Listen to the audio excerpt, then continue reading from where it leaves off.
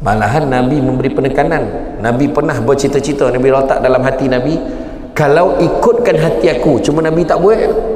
Nak sahaja aku bakar rumah orang yang tak pergi sembahyang jemaah kat masjid. Cuma Nabi tak buat lah. Kalau Nabi buat jadi sunnah belakang.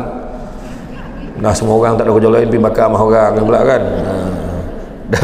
Dah imam pun sama pergi bakar. Dah imam ambil siapa dah rumah imam nak orang bakar.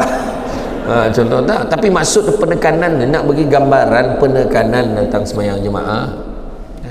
Kan itu cerita makna kata halangan dia tu nafsu kan. Tengah tengok TV, ya tengah tengok drama, Allahu Akbar, Allahu Akbar, perempuan itu contohlah kan, kerasnya takdir, apa dia, 7 hari mencintaimu, contohlah. Saya tak tahu, saya tahu tajuk orang share dalam TikTok kan.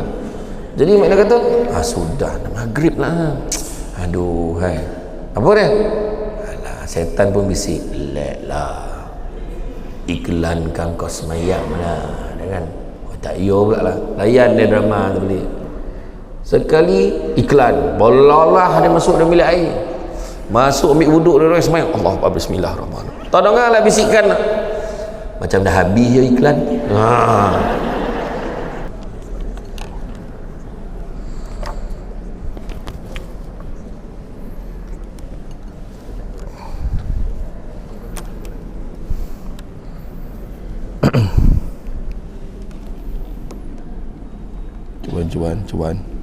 Cubaan.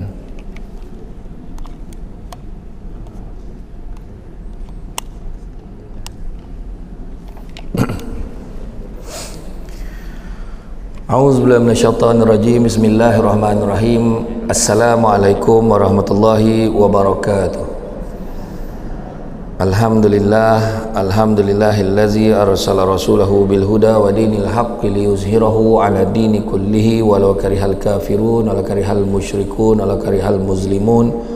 Subhanaka la ilma lana illa ma 'allamtana innaka antal alimul hakim.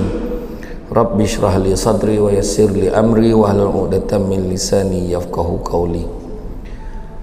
Alhamdulillah, syukur kepada Allah Subhanahu wa taala, segala puji bagi Allah Tuhan sekalian alam, salawat dan salam ke atas junjungan besar Nabi Muhammad sallallahu alaihi wasallam. Masih banyak diucapkan bertuan pengurusi acara yang dimuliakan, yang mulia Tok Puan Hajah Faridah Hanum Jaafar, pengurusi Lembaga Kebajikan Perempuan Islam Malaysia, Perhubungan Negeri Sembilan.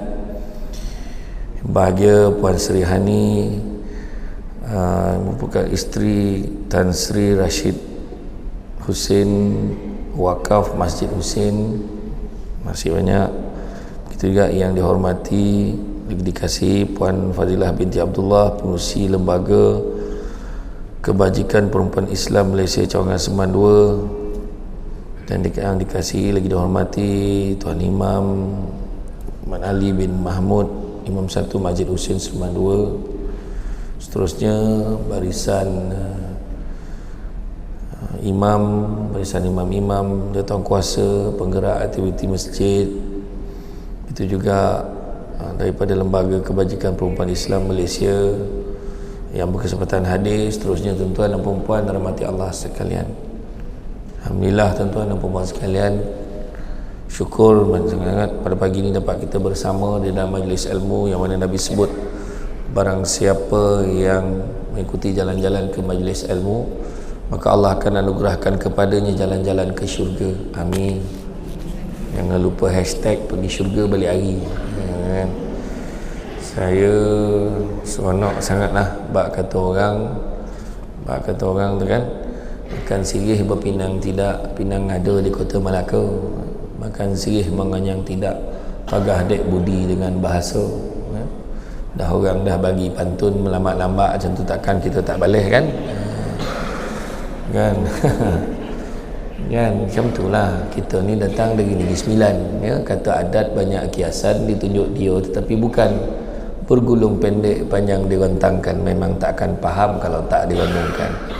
Kadang-kadang kita cakap setuju, sebenarnya tak setuju kan, suka tapi sebenarnya bongi kan. Tuan Negeri Sembilan macam itulah kan. Kadang-kadang senyumnya di dalam tangis kan, macam itulah. Berjalan-jalan di atas titi, di hujung balai nampak cahaya.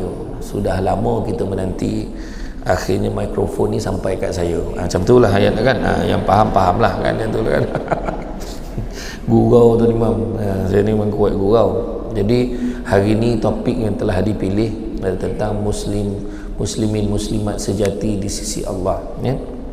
Bercerita muslimin muslimat sejati di sisi Allah memang tak ada masalah kalau kita sebut muslimin muslimat. Pernah satu ketika seorang Arab Badui, dia nampak Nabi, dia beritahu, aku seorang mukmin, aku seorang mukmin, aku seorang mukmin, dia kata macam tu. Dan Nabi beritahu, alangkah baiknya kalau kamu menyebut yang kamu seorang muslimin lah. Kenapa pula? Dia kata, kerana muslim tu boleh selesai dengan pengakuan, tetapi mukmin tidak selesai dengan pengakuan. Maknanya mesti dibuktikan dengan perbuatan. Contohlah, ambil mikrofon ni, Pak Umar, Assalamualaikum semua, saya Samsul Amri Ismail dan saya Islam. Berani cakap? Berani. Yang tak berani, Assalamualaikum, saya Samsul Amri Ismail dan saya paling beriman dekat Semandua ni. Oh, tak berani. Yang paling beriman kat orang pun tak berani cakap dah kan.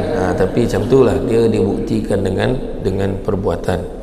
Ramai di antara kita ni mengaku diri sebagai umat Islam atau Muslim sebab umum kerana dia lahir sebagai seorang Islam. Sebenarnya tak cukup mengaku sebagai seorang Islam tanpa memahami dengan sebenar-benarnya apa yang perlu ada sebagai seorang Muslim.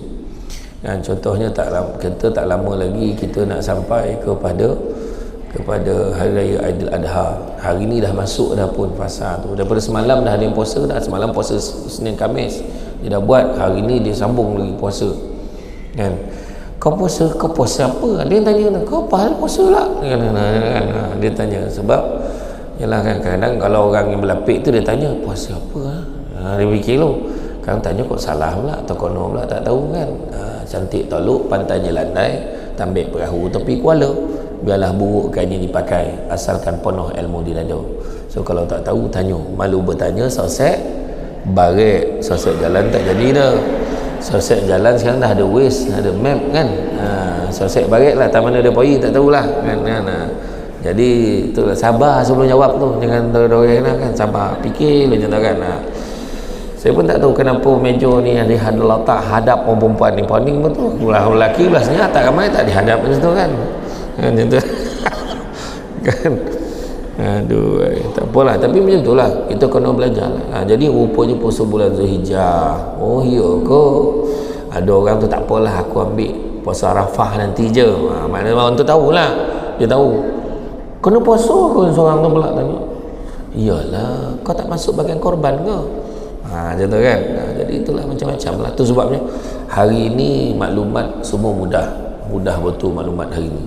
Semua di hujung jari. Rumah makin besar, orang makin tak ada hari ni. Bukan orang makin ramai. Kadang-kadang fikir balik, kenapa aku baik rumah besar-besar ni? Ada satu hamba Allah, dia jual rumah Kek Bang ni, besar rumah tu, 5 bilik dia jual. Dia jual ikut tak ada ambil untung pun, ambil ngam-ngam lah harga pasaran jual. Dia pindah duduk ke apartmen kecil, dah tinggal berdua. Anak semua makin besar. Seorang masuk asrama, seorang masuk universiti. Yang menikah lagi tak ingin duduk dengan mak abah dah. Nak bergurau payah, nak gaduh payah. Kan? Kan? Iya, tu rumah masing-masing. Tu cakap rumah makin besar, orang makin tak ada. Jam tangan makin mahal tapi makin tak tepat waktu. Kan? Melancong satu dunia, jiran sebelah rumah pun tak kena. Hari ni tak sesiapa duduk sebelah tu. Lepas 5 tahun baru tahu jiran dia Samsul debat.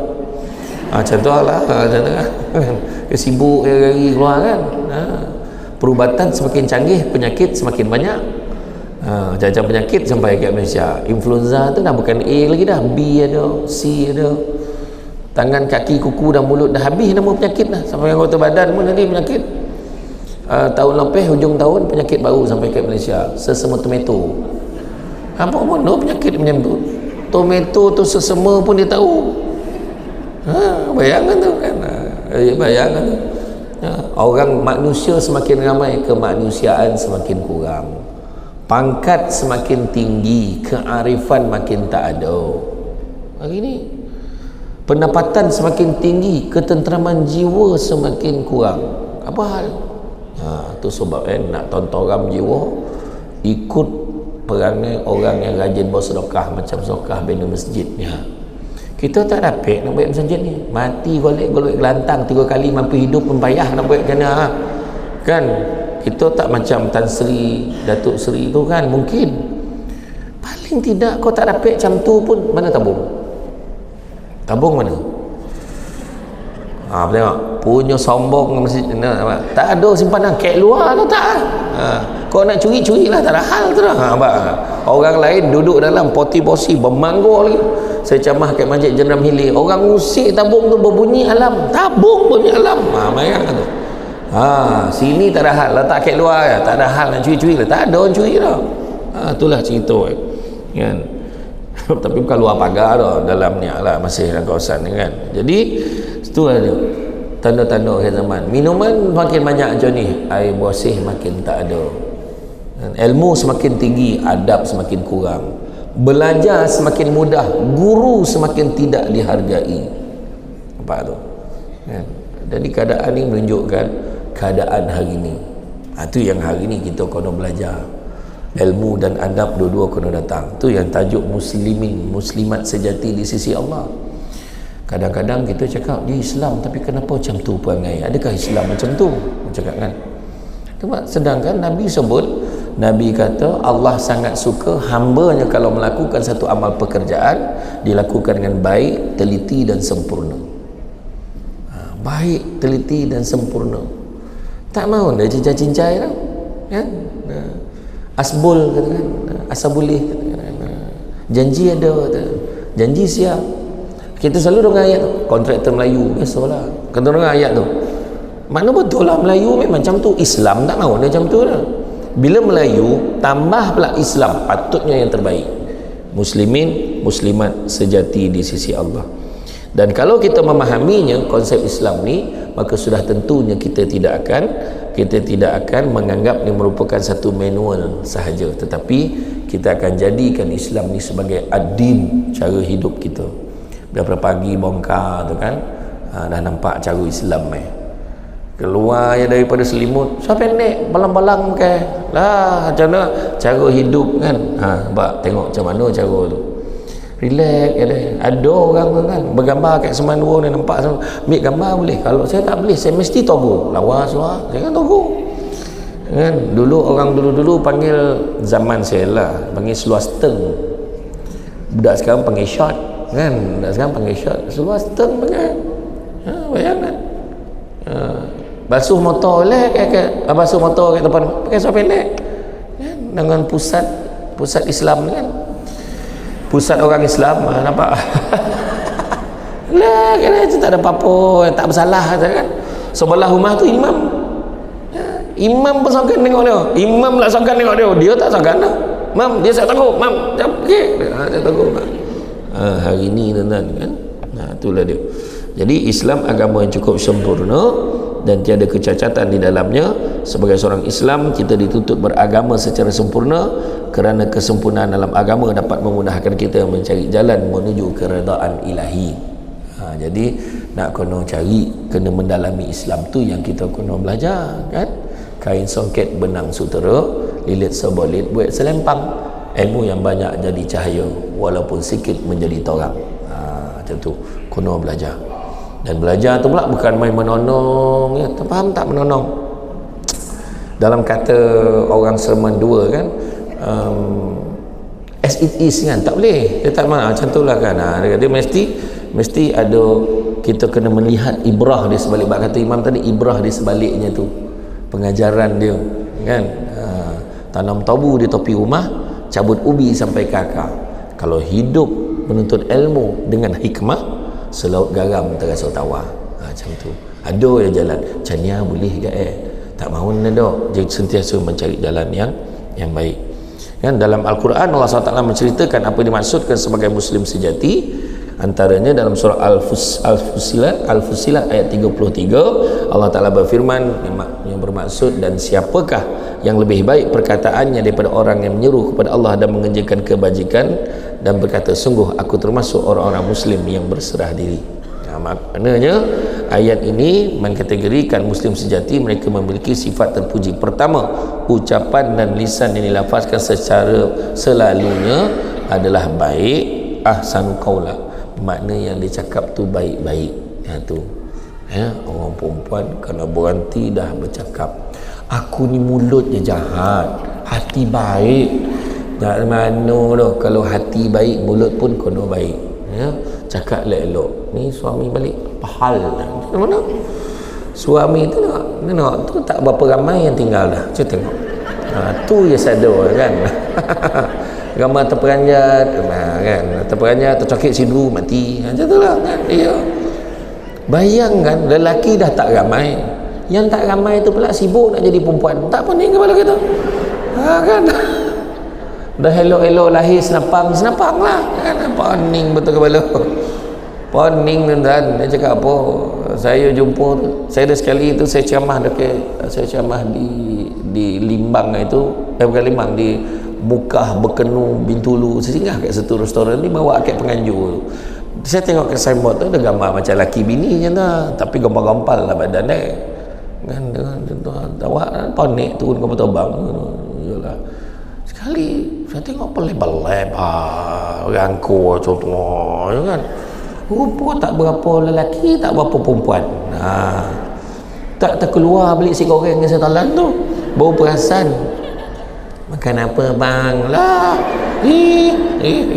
Iyo. Oi, poning kau tak ada kedai lain kau. Ni je yang buka ustaz. Kau aku tak makan pun tak apa kalau ni kedai bang. Itulah. Poning kan. Aduh, rupa boyfriend dia. Laki tu, ingat laki dia. Cakap yang baik-baik kan. Suami lambik balik kan, pelambik nak balik kan. Jangan macam tu. Laki ni baru balik, mungkin ponik dah besar luar kan. Ahsanu qaula, cakap yang baik-baik. Abang daripada masjid mesti ponik kan. Ponik betul ni, hari ni mengaji tak berapa muka dah. Macam tu cerita kan. Abang tadi mengaji dengan Imam Mat Ali tadi. Oh, imam tu.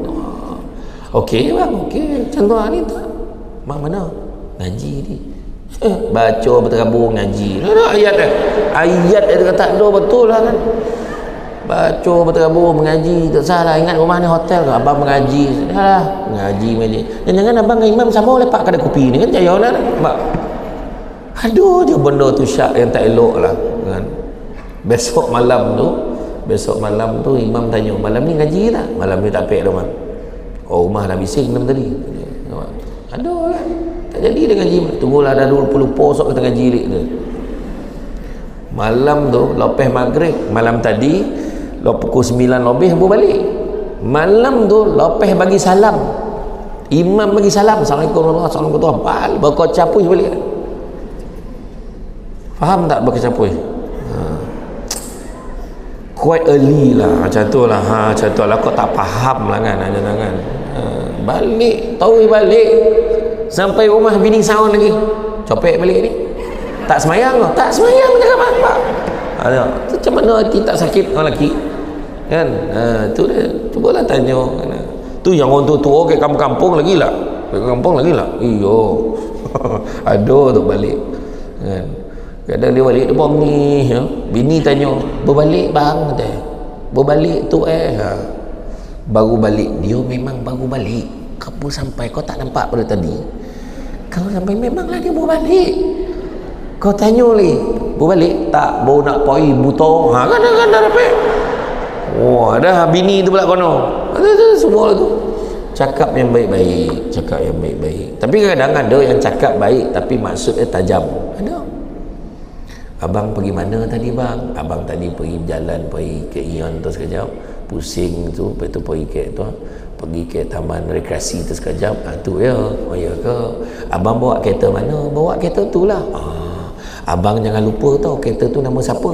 Dia punya mendalam tu kan. Dia cakap baik dia tu, tapi tak sakit jiwa tu kan. Tu kena hati-hati kan. Jadi kalau kita tengok Abu Lais As-Samarkandi kata, takut kepada Allah terlihat pada 7 perkara. 7 perkara. Yang pertama pada lisan dia. Lisan ni pula ada dua, lisan berlidah dengan lisan berjari. Yang berlidah yang kita cakap, yang kita type, yang kita tulis itu juga dinisbahkan sebagai apa yang kita cakap. Jangan main-main. Ada satu mentori ni punya malang nasib dia, saya tak nak sebut nama dia siapa. Dulu dia pernah jadi mentori, hari ni tak ingatlah dia mentori ke tidak. Orang punya marah kat dia, orang sampai buat grup kami benci nama mentori tu. Grup kami benci nama menteri tu lah, saya tak nak sebut lah, nanti time minum kan boleh saya cerita. Ada minum air kan. Lupa lah poso ni. Grup kami benci nama menteri tu. Menteri tu ada dalam tu. Cuba fikir, menteri tu dalam tu. Grup, contohlah grup kami benci Samsul Debat ada dalam tu. 3 kali dia left group, orang add dia balik. Bayangkan, kita ni orang marah kita tak ada sampai baik group. Syukurlah. Lisan, tulis yang baik-baik, cakap yang baik-baik. Itu pertama. Yang kedua, pada pandangan matanya, pandang yang baik-baik, pandang yang dapat pahala.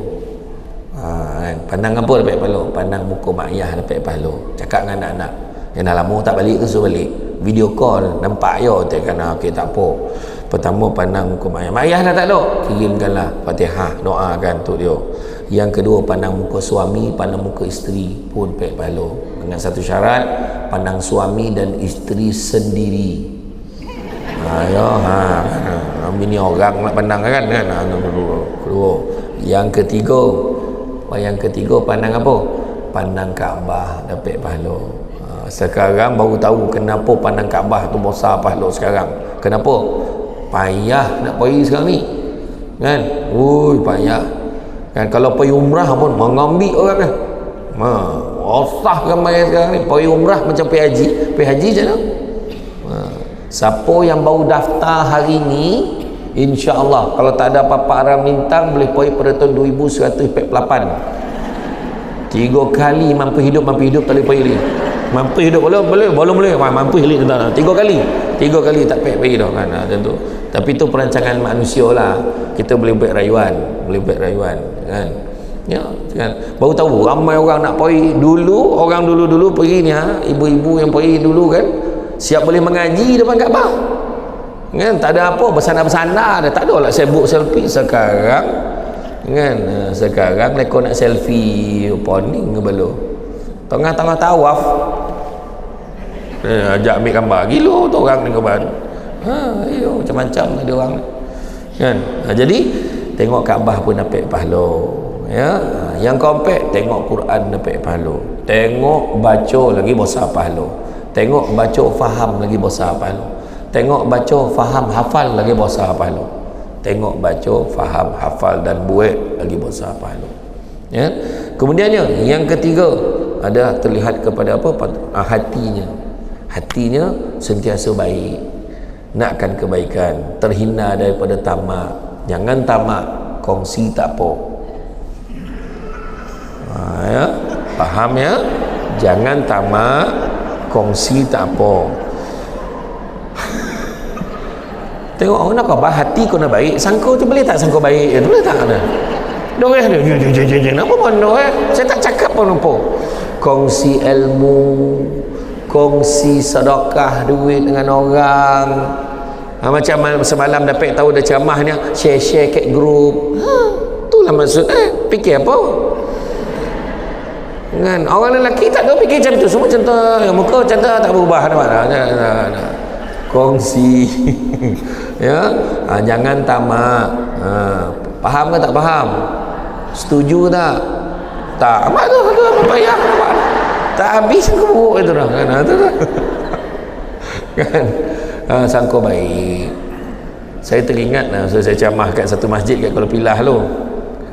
Ceramah Maulud.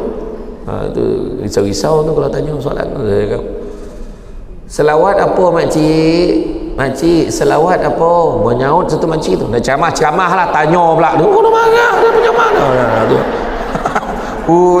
Samsing betul makcik menyesal lah tanya Jangan main-main.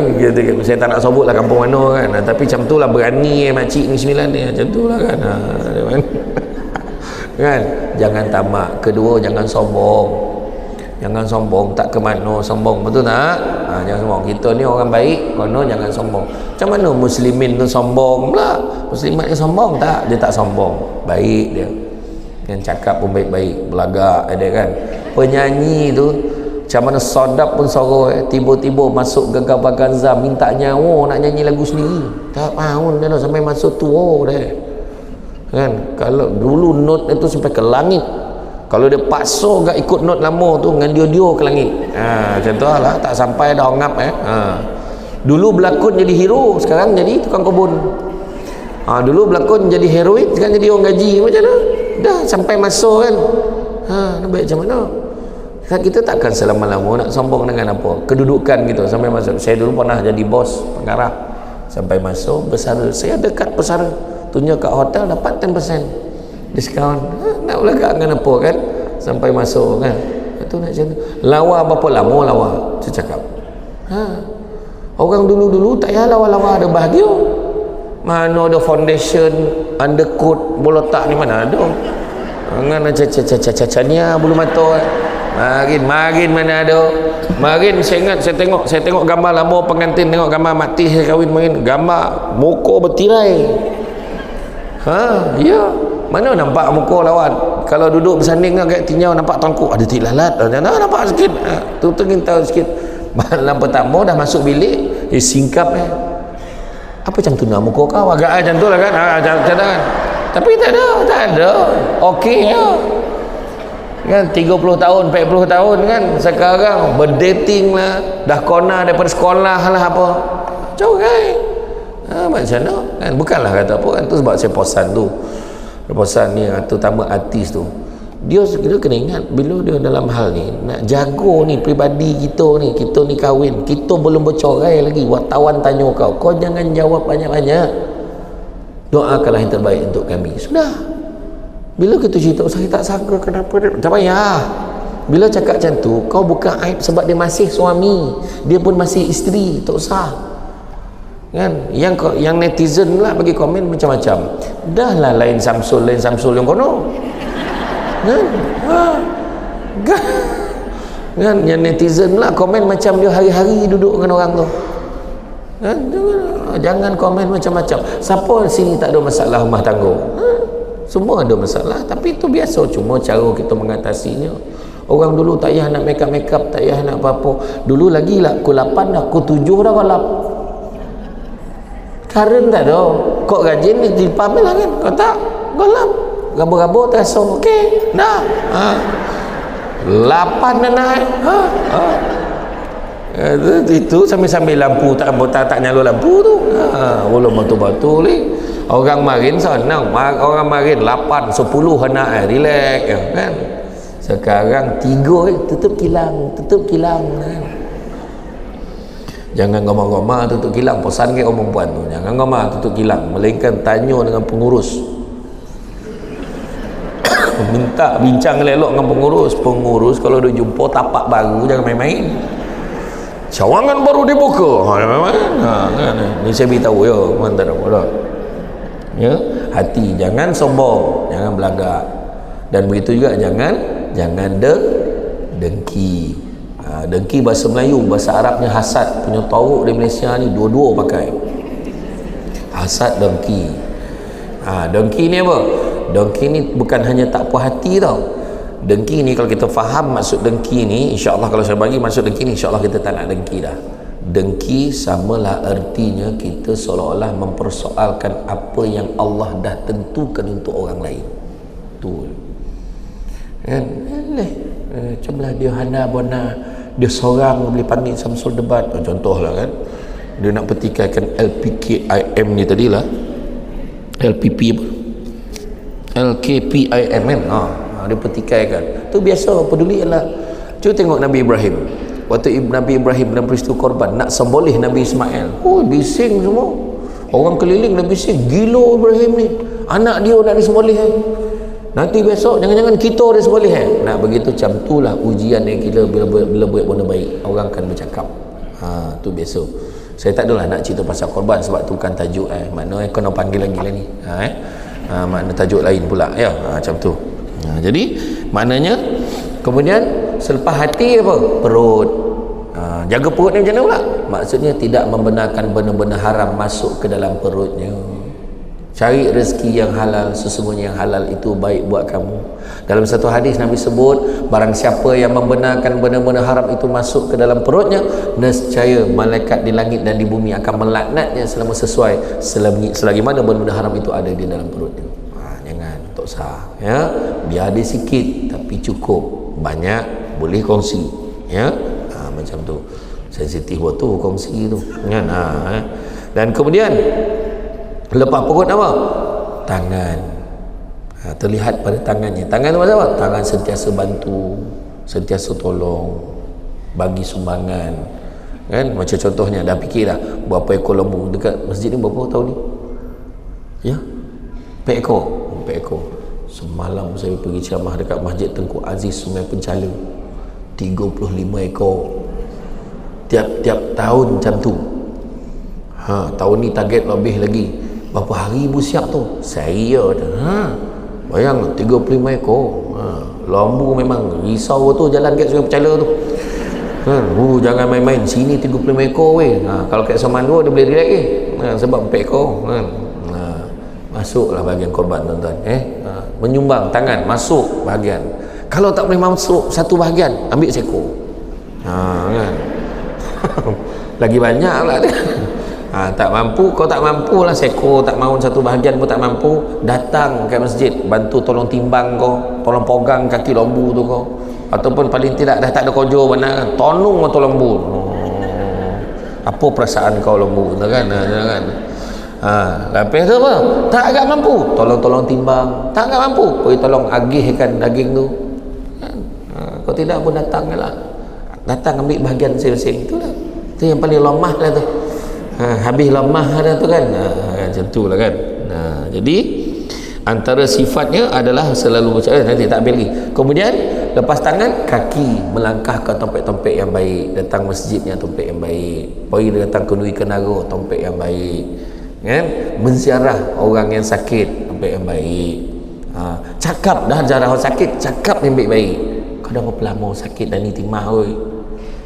3 hari dah. Macam ni lah keadaan.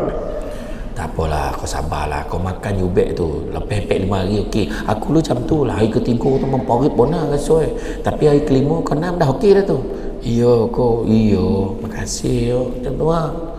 Cakap dengan elok-elok. Walaupun tak waktu kan. Kau berapa lama dah sakit ni? 3 hari. 3 hari kau standby lah. Itu semua tu. Ayat macam tu masalah tu. Kan salah kawan dan macam tu lah, hari kelima langsung padam. Jangan macam tu. Cakap yang baik-baik ya. Mak saya masa arwah abah saya meninggal, ramailah yang ziarah tu, ziarah adul lah seorang makcik ni, dia boleh cakap apa tu dengan mak saya, kawan mak lah. Semua orang cakap sabar yo, sabar, tenang, doa yang baik-baik, semua macam tu kan. Yang seorang ni, kau rasa lah apa yang aku rasa pula dia. Kau peranjat macam mana ngaji tu? Dia dah lama dah. Dia dah lama tak ada lelaki. Lelaki meninggal. Dia sebut macam tu. Lah, sabarlah. Ada kan. Ada orang macam tu. Kau rasa lah pula apa aku rasa dia. Ada orang macam tu. Dan kemudian yang akhir sekali, jagalah ketaatan kita kepada Allah dan Rasul. Okey. Dan sifat yang seterusnya adalah mengajak orang lain untuk terus taat pada perintah Allah kan. Kita selalu mengajak pada kebaikan, beribadah. Apa masalah kita ni nak buat benda baik? Apa masalah kita nak buat ibadah misalnya? Apa masalah ni? Ada 2 masalah. Masalah yang utama, halangan lah. Halangan yang pertama adalah hawa nafsu. Halangan yang kedua, tidak yakin. Pertama, hawa nafsu. Siap-siap pergi masjid. Pergi mana Abang Haji? Pergi masjid. Abang khabar malam ni nak makan sesama kan? Kata nak makan sesama candlelight. Ayolah besok lah pergi masjid. Tak pergi dah. Sebab dia nafsu tadi, isteri mengajak.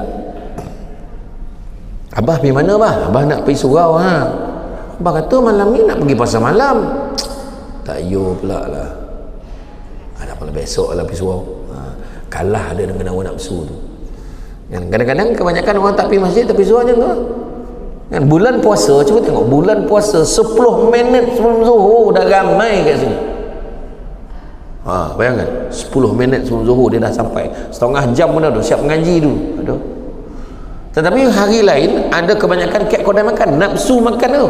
Dia siap dengan Allah dah zuhur dah weh. Dia boleh cakap ke? Dah zuhur sambil mengunyah tu. Nampak? Kan beza nafsu. Sedang. Jadi yang satu lagi tak yakin.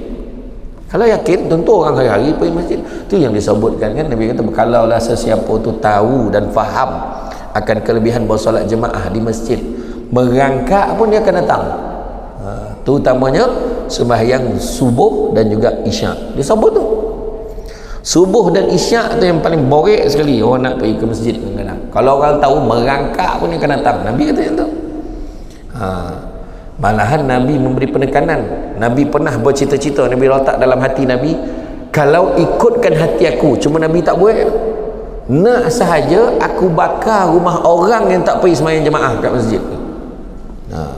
Cuma Nabi tak buat lah. Kalau Nabi buat jadi sunnah belakang. Dah semua orang tak ada kerja lain pergi bakar rumah orang pula kan. Dah imam pun sama pergi bakar. Dah imam ambil siapa nama imam nak orang bakar. Contoh tak, tapi maksud penekanan nak bagi gambaran penekanan tentang sembahyang jemaah. Kan itu cerita kan. Makna kata halangan dia tu nafsu kan, tengah tengok TV ya, tengah tengok drama, Allahu Akbar, perempuan itu contohlah kan, kerasnya takdir, apa dia 7 hari mencintaimu, contohlah. Saya tahu tajuk orang share dalam TikTok kan. Jadi makna kata sudah maghrib lah, aduh hai, apa dia, alah, setan pun bisik, let lah, iklankan kau semayang lah, kan. Tak iyo pula lah, layan dia drama tu balik. Sekali iklan bolalah dia masuk dalam bilik air, masuk ambil wuduk dia semayang, Allah Akbar, bismillahirrahmanirrahim, tak dengar lah bisikan macam dah habis je iklan. Langsung sampai maghrib 1 rakaat ya. Pahala pula kan. Tu belum cerita lagi yang kat rumah kan. Allahu Akbar dengar azan, stop, relax, setan bisik, yang penting kau poi. Orang tu langsung tak poi, tak yo pula, relax. Bismillahirrahmanirrahim. Dah masuk rakaat ke berapa dah tu? Dia nak pocet setan bisik boleh? Tak apa, yang penting kau semayang, lambik-lambik pun kau semayang. Kau poi, orang lain langsung tak poi ni. Tu lah, relax di parking. Assalamualaikum warahmatullahi. Assalamualaikum warahmatullahi. Alamak, orang habis semayang, setan pun bisik. Tak apa, kau salam dengan semua orang. Dia bukan tahu pun kau tak semayang. Sudah apa? Tu setan. Dia cakap apa? Nafsu kita ni pun berbisik-bisik kayak gitu. Yang tak yakin ni kenapa? Tak yakin. Kalau semayang jemaah tu dia tahu, semayang jemaah berapa kali ganda daripada semayang seorang. Berapa? Tengok, tak ada siapa pun fikir jap berapa, tak ada. Semua orang tahu 27, sama siapa ni? 27 kali ganda, 27 kali ganda. Tapi kenapa tak ramai? Sebab tak yakin dan tak rasa dan tak nampak. Cuba kalau kita convert 27 kali ganda tu jadi RM27. Contoh bagi Assalamualaikum warahmatullahi, Assalamualaikum warahmatullahi, RM27. okey, nampak dalam poket. Yang seorang tu lah Assalamualaikum warahmatullahi, tak ada lah, ya Allah, zoom masalah sistem ambil sikit, tapi ada RM27. contoh agak-agak kan apa burak kita masa sampai ke jalan tu semayang. Mula nak marah, masjid ni tak mesra jemaah, saf tak cukup, macam mana marah dah. Orang perempuan yang mula bincang sama dia, kau dah berapa lama dah semayang sini? Baru 2 minggu. Banyak duit kau. Dan baru ni tahu baru pek RM27, tak bergunanya jiran dia marah jiran. Dah tahu kawan-kawan bagi tahu, jiran kono bagi tahu, dia kaya seorang. Kau dah 2 minggu 27 kali 5 kali pek boleh. Banyak duit kau tu. Itu orang perempuan tu. Orang lelaki dia tak bincang isu remeh-temeh ni. Dia banyak bincang isu dasar. Orang lelaki ni dia berpandangan jauh. Agak-agak kau lah Mat. Kalau kita makmum dapat 27, imam dapat berapa? Dia bincang. Dia bincang tu. Dia bincang itu lain macam bincang ditahan kereta imam. Baik imam cakap, imam dapat berapa imam? Ni contoh tu. Contoh tak betul pun, tak ada macam tu dah kan. Imam ni merendah diri kan. Alhamdulillah. Semua Allah yang bagi. Iyalah, bagi tahu imam kena telus. Cakap berapa? Ni contoh imam. Kadang-kadang kalau lupa-lupa tu kurang sikit dapat tapi kalau khusyuk lebih tu RM40 tak lagi lah.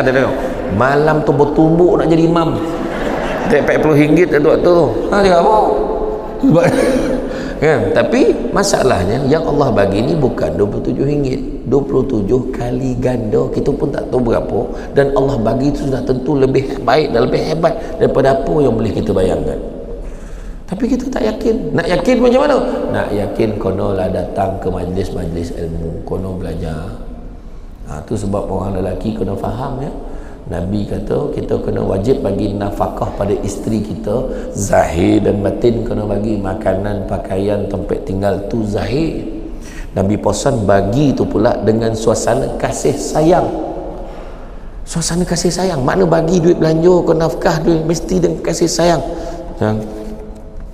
Ni duit untuk bulan ni, I love you, macam tu. Jangan tergangkit hidung, love you, macam tu. Kalau macam tu kasih sayang. Ini je nah ambil puas kau nyampah, ambil tak mau ni macam tu dah. Betul, dengan suasana kasih sayang itu zahir.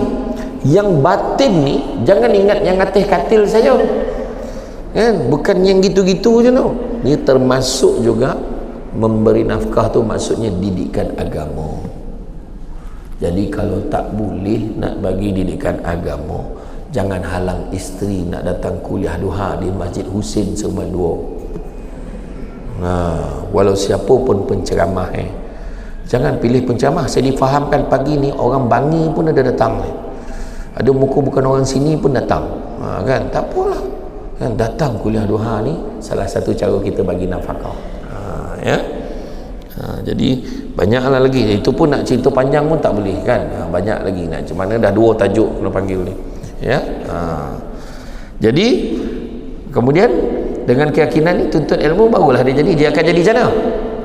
Bang, abang nak pergi mana bang? Pertama hawa nafsu, dia kena lawan hawa nafsu. Bang, mana bang? Pergi masjid.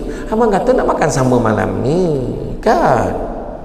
Kejap, abang semayang bukan lama pun. Imam Mat Ali kita ni dia baca kan panjang-panjang lah pun kan, sekejap selesai lah kata. Tapi kalau imam sabar tu sekarang, abang yang pergi depan jadi imam. Kalau nampak tinggal imam sabar ni sabar betul lah kan. Allahu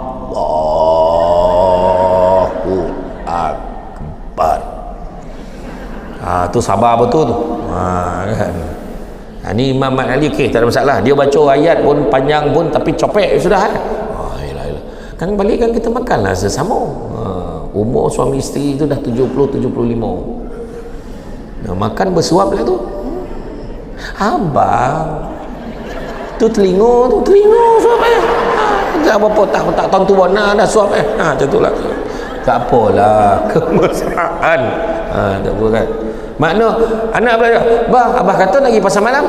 Alah kau ajak abah semayang tak lama lah, nanti kamu balik ke masjid dengan topoi lah.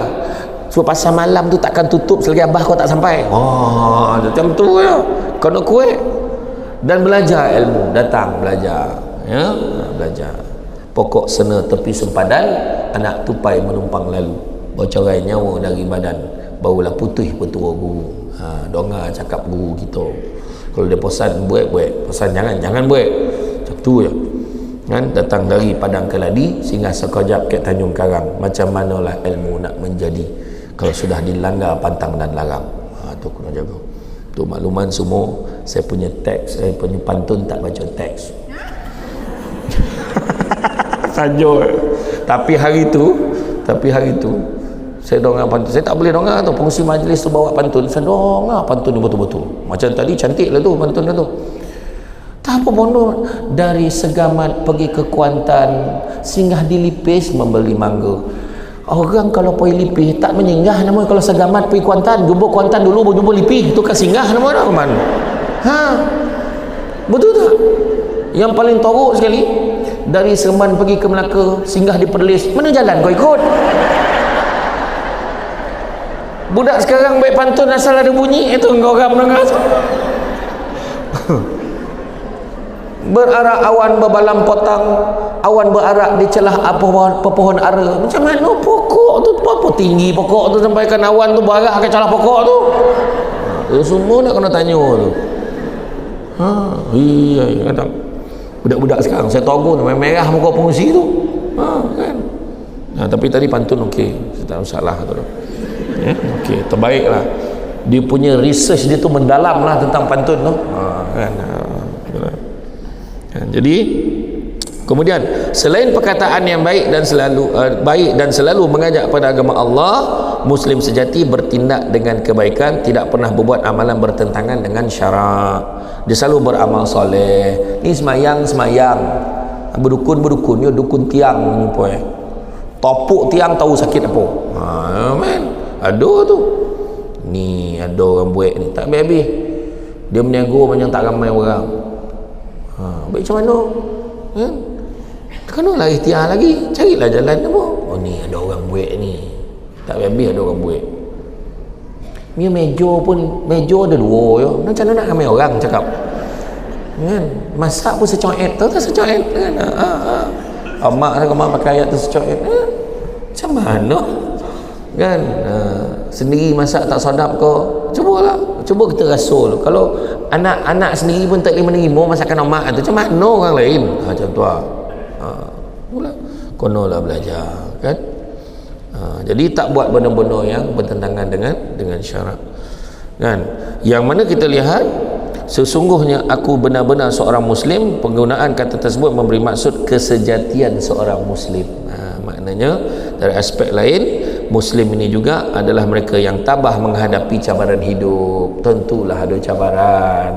Ada 5 perkara kena ada pada seorang Muslimah sejati. 5 perkara kena ada. Pertama, sabar banyak-banyak ya.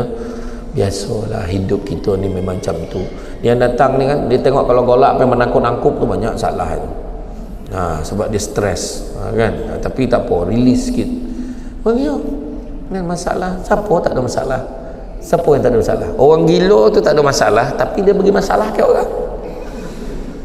Hello, jalan tak berbaju, dia jalan depan kita tengah duduk kat bus stop ni, nunggu Grab ni. Yang mana? Zap dia landai hand seluar lah kan. Dia tak ada masalah kat dia, kita ni masalah tengok dia, betul tak? Itu maksud dia kan.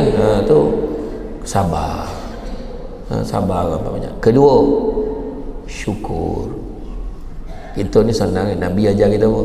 Banyakkan melihat yang di bawah daripada melihat yang di atas. Kerana dengan melihat yang di bawah, kamu akan lebih bersyukur dengan apa yang dia ada. Yang kita ada, kita akan lebih bersyukur. Iya, tu sebab saya memang sampai sekarang tak boleh lupa dengan Tok Undang Johor. Dia rajin ajak saya makan. Masa tu rumah belum siap, masa tu duduk kat rumah tengah masak ke belakang tu kan. Makan sama. Dah siap rumah baru, tak ada ajak dia dah. Tak adalah gurau. Tak ada. Betul dia ajak saya makan, tak pernah lah dia cakap itu pun tersusun kan. Saya tersentuh hati saya tu, dia basuh diri dia kan. Awak dia puas training kan. Puas nak training, nak cakap apa, hamba datuk puas training lah. Kalau jangan terkeluar ayah saya kan. Dia basuh diri dia, busu dia kat saya. Ya Allah iyo, tak cakap apa, masah. Tapi sedap betul makan malam tu, tak kenapa nak. Tapi itulah, mudah-mudahan lah adalah masuk rumah baru so, kan, adalah sekali kan. Tapi manggil jadi kita rendah diri, syukur dengan apa yang kita ada. Tengok orang yang lagi rendah daripada kita, aku ni lebih nasib baik, macam tu Saya pergi dekat Indonesia kan, itu saya bulan 5 tu saya bawa diri ke Indonesia. 2 minggu saya duduk dekat pesantren di Jawa Barat. Itu ya Allah, tengok kan, barulah kita tahu macam mana rasa seronok tau. HP-nya ni ambil pak, handphone pun ambil. Tenang je, betul. Rasa rendah diri. Syukurlah kita duduk kat Malaysia ni bezo kan, pergi tempat orang. Ya, tapi di Indonesia layanan macam ni lah. Sampai dekat pintu masuk hotel, selamat siang pak, macam ni lah tangan ni. Silakan pak. Kat Malaysia ni rajo dapat macam tu. Orang besok dapat selamat siang pak, silakan pak. Toiletnya di mana? Sini pak, ikut saya pak, saya tunjukkan pak. Dia tinggal tak menyangkung sebelah saya. Wah, sampai ke dalam jamat dia, pergi dah. Macam tu lah kan, macam tu lah. Punya baik driver dia, supir tu, dia sampai ke tempat makan tu, dalam kereta tu kita ajak, marilah makan sama. Kita kan biasa macam tu, kita makan sama. Tak apa pak, aman pak, saya duduk di dalam mobil aja pak. Agak duduk dalam mobil, dalam kereta. Driver kita ke Malaysia tu sama konyang dengan bos. Iyo pantang diajak, kadang bos minum, dia makan macam ni lah, membumbu nasi jaga apa kan, iyo kan. Tapi tak apalah, dah dia lapar kan, tak apalah. Itulah banyak-banyak kita nampak lah, syukur. Pergi tempat orang macam mana, saya pergi ke Boja macam mana, saya pergi Balkan, nampak asal kampung ni macam negara pergi dah ni. Pergi Europe kan, pergi Balkan, baru tahu elok le jamban kat Malaysia. Jamban dah lawa kepala paip tak ada. Kok cania keluar bawa botol tu orang Malaysia tu. Tengok. Pueh cano dah apa. Iya. Dia punya gata jangan cakap lah keluar pada jamban tu. Nak digah-gah kat dinding. Iya betul. Botol. Tahu betul. Tu belum cerita ada satu bilik. Dia kalau pergi Balkan, kita tak duduk kat bilik tu hotel yang sama setiap hari tu. Setiap hari check out. Sebab pergi Albania, pergi ke Croatia, pergi ke Bosnia kan. Ada satu hotel tu jamban ni kiri kanan. Ni man berjemaah berak ni man. Sampai burak-burak je kan. Tak ada kojo tu. Baru kita tahu. Pergi tempat orang baru kita tahu. Eloklah kereta ni. Elok negara kita ni. R&R sebanyak-banyak kan. Selesa boleh mandi, boleh semayang. Ya. Dan sambung. So, ada pula cerita tu. Jadi dia okey, tak habis gitu. Sabar, syukur. Ketiga, hikmah. Pandang hikmah. Adalah benda baik Allah nak bagi ni. Adalah benda baik tak nak jadi ni. Yang keempat, redha. Redha ni maksudnya apa? Maksud redha, maknanya terima seadanya apa yang Allah bagi. Jangan kita berputus asa dengan rahmat Allah. Allah beritahu apa? Qul ya ibadiyallazina asrafu ala anfusihim. Wahai hamba-hamba yang melampaui batas atas diri mereka sendiri, la taqnatu min rahmatillah. Jangan putus asa dengan rahmat Allah. Innallaha yaghfiruz dzunuba jami'a. Sungguhnya Allah nak ampunkan dosa-dosa kesemuanya. Innahu huwal ghafurur rahim. Sungguhnya Allah Maha Pengampun lagi Maha Penyayang. So kalau jadi sesuatu tu redha, adalah benda baik ni. Kan? Ya, tanam ubi di tepi rumah, cabut ubi sampai ke akar. Kan? Kalau hidup membaca hikmah, selut garam terasa tawar tadi saya kata kan. Rasa macam tenang hidup. Alhamdulillah, redha. Janganlah kita bagi-bagi kan. Dan kemudian yang kelima, ikhlas. Apa maksud ikhlas? Maksud ikhlas buat sesuatu tidak mengharapkan balasan, wa imma terima kasih pun dia tak nak. Orang kita lain, aku tolong dia ikhlas, dia terima kasih pun tidak. Tu tak ikhlas nama tu. Ya, dia kalau ikhlas dia tak sombong dan dia tak harapkan, terima kasih pun tidak diharapkan. Malahan lebih mendalam lagi, maksud ikhlas tu dia sama sekali tidak mengharapkan pengiktirafan manusia. Yang diharapkan hanya Allah saja. Macam ceramah hari ni lah kan, nak mengharapkan glamour tak payahlah. Maksudnya ceramah ni nak harapkan bayar apa. Saya pun tak tahu bayar berapa ni, tak ada, saya tahu dah. Alhamdulillah syukur. Kau dapat buah kan sama. Apa benda tu? Saya tokoh-tokoh lah dalam tu ada saya punya orang contoh kan. Dia ada contoh lah kan. Ya betul. Iya bersyukur aja kan. Betul tu yang saya ceramah dekat mana, dekat Benta tu. 10 sekolah combine buat motivasi PSR Benta kat sempadan Kuala Lipis. Dia jauh tu.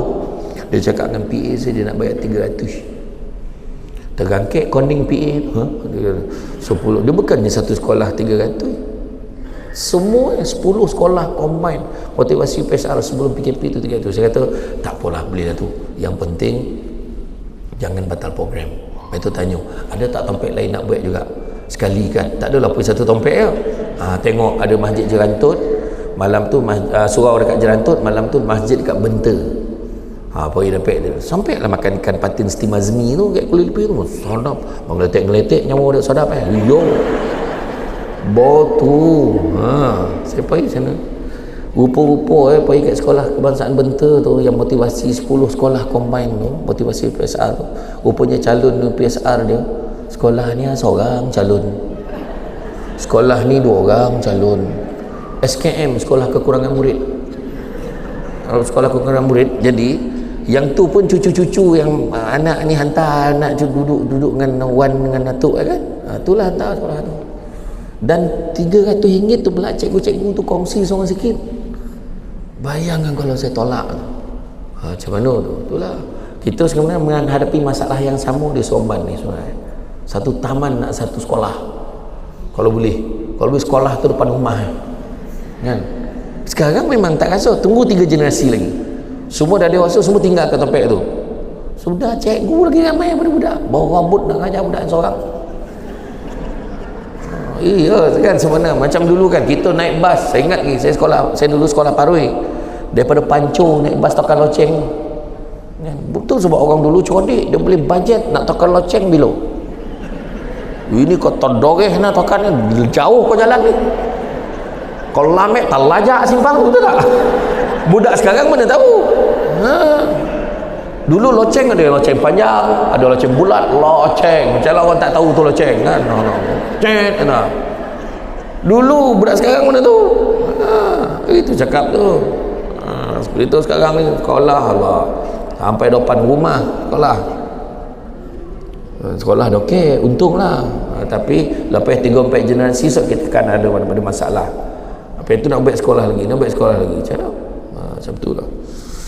Dan begitu juga tuan-tuan dan puan-puan sekalian, tidak lalai cintai duniawi. Jadi kita sebagai muslimin muslimat sejati ini, kita takkan dilalaikan dengan dunia. Jangan kita sibuk nak mengajar dunia. Dunia ini sementara sifatnya, apatah lagi yang ada dalam dunia.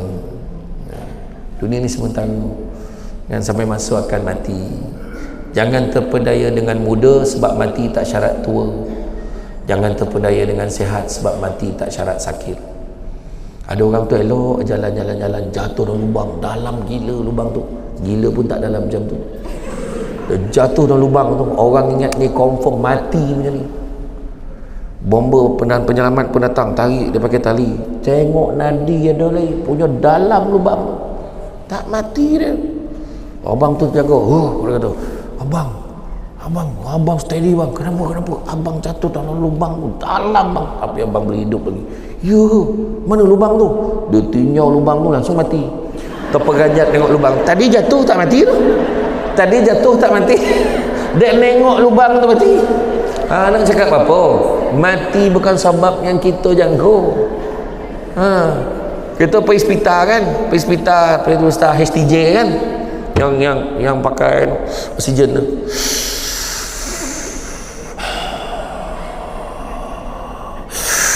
Dia punya pump. Kita pun dah, aku rasa tak besok lusa ni.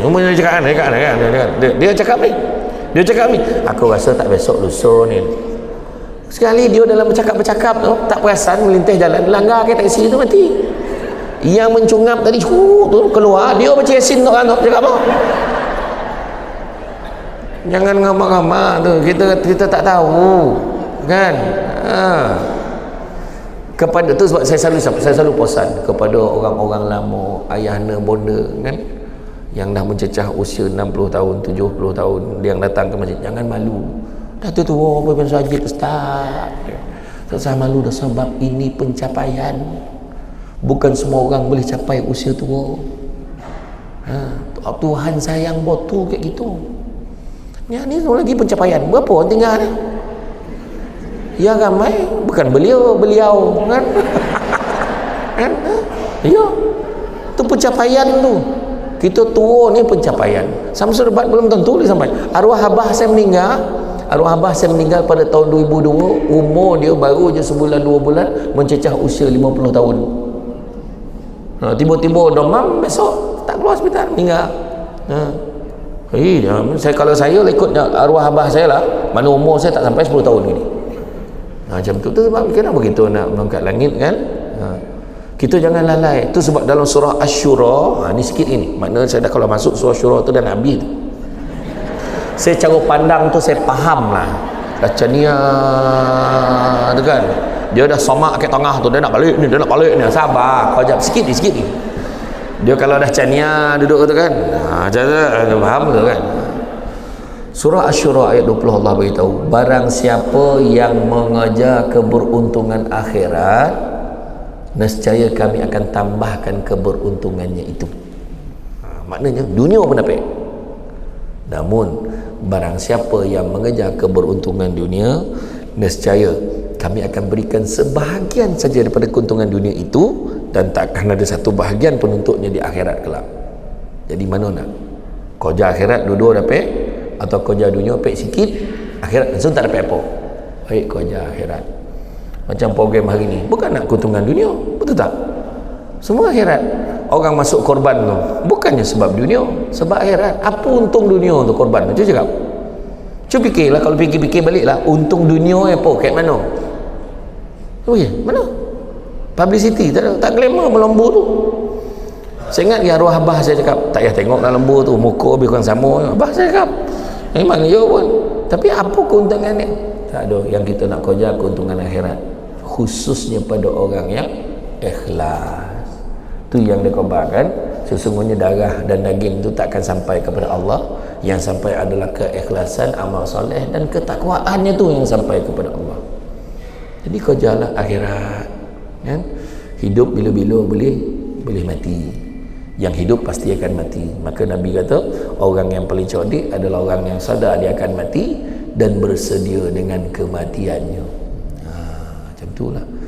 Jadi tuan-tuan dan perempuan yang dirahmati Allah sekalian, rasa cukuplah sekadar tu. Saya sampai kuat apa ceramah ni sebenarnya? Cukup lah kan? Cukup lah kan? Iyalah. Sampai ke apa? Sampai ke 5? 10 minit lagi? 10 minit lagi. Okey lah, ada lagi. Jadi kalau nak ambil apa yang Nabi pesan pasal dunia dengan akhirat tadi, Nabi juga beritahu apa? Nabi kata, anak-anak Adam ni, Nabi dah beritahu tahu awal-awal, anak-anak Adam kita lah, kalau diberikan 2 lembah emas, nescaya akan minta lembah yang ketiga, tak pernah cukup. Sedangkan duit dalam akaun kita berjuta pun tak cukup. Ada orang ni kan, ada orang beli garu kepala, poning kau lah. Kenapa? Dalam bank tinggal 10 juta, tak ada rasa nak bunuh kau orang ni. Saya cakap, sebab dia dah biasa dalam bank ada 100 juta, tiba-tiba tinggal 10 juta, dia rasa susah pun lah. Ada orang macam tu.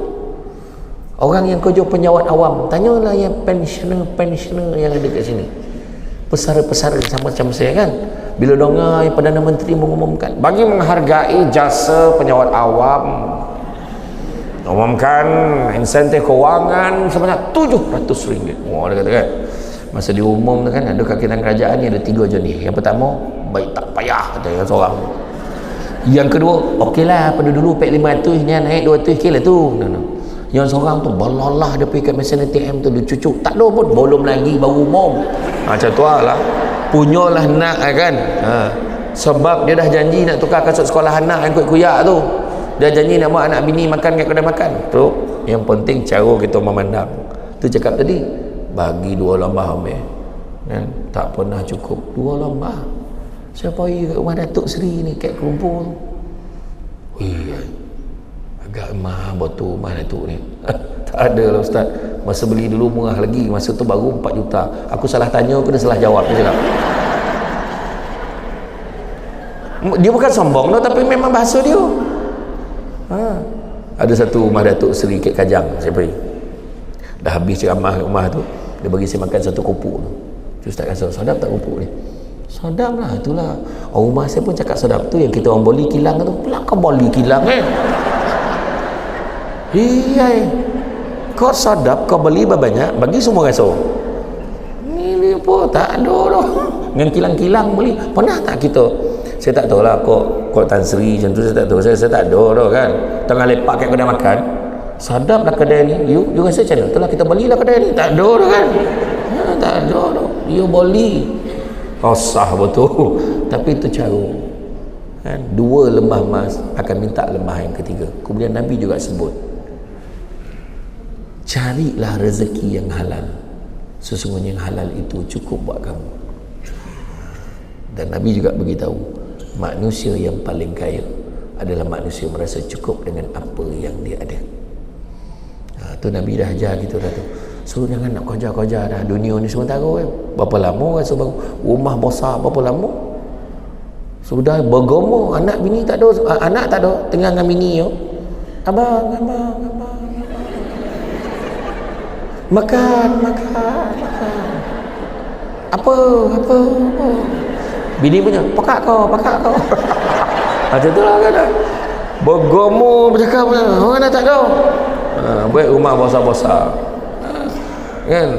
Contoh kan, bukan suruh runtuh kan, tak, tapi maknanya kan, kita ni belajar bersyukur. Manusia yang paling kaya adalah manusia merasa cukup dengan apa yang dia ada. Orang dulu tu lah dia, orang kampung dulu, rumah kecil, bilik 1, 2 bilik, malam lambat tidur kat luar tu kan. Bila makan ada tika.